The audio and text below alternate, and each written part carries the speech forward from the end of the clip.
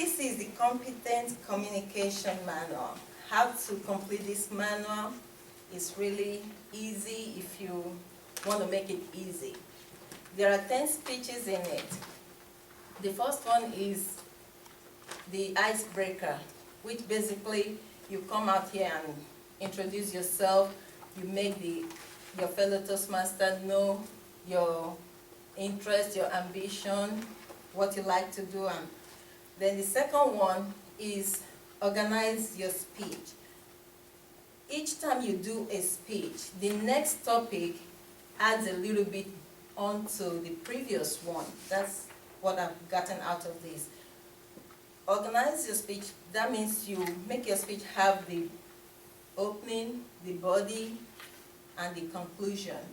Then the next one is get to the point. So it shows you how to build up using the first two topics that you learned previously. You keep building up until you get to the vocal variety, where you let your emotion, you put your emotion in your speech, what you want to convey to the audience. Like if somebody is sad, you'll be sad as you're mentioning that sadness. If somebody is crying, you change your tone and kind of cry a little bit in the process. Then you move on to inspire your audience. But sometimes you inspire your audience, you get comfortable with visual aids, like incorporating your props with, and be able to talk at the same time without backing your audience. Then the last one is inspire your audience.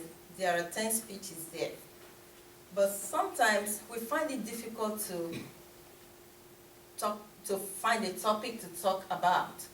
But I realized that you have topic all over you. Because as I was going on my trip, I said, okay, this could be a Toastmaster topic right now. What do you do when you don't have plan and something just changed suddenly? How do you take that action? How do you determine what to do? Then, as I was talking to the person that drove with us, how to inspire others to join Toastmasters, you can pick up topics from all walks of life. The best topic to choose is the things you are really familiar with, your experiences, or the experience of somebody that you know about.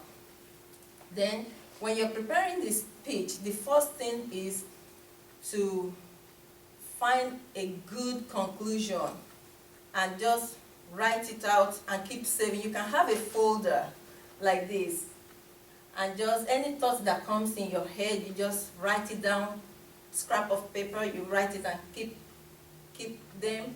Then when you're ready to really sit down to write your speech is already written. You just need to put all those information together.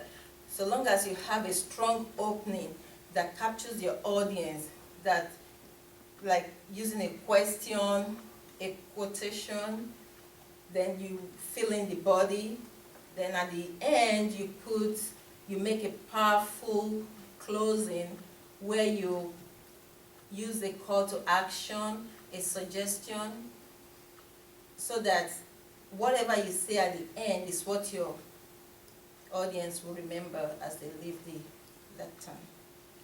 And that's about it.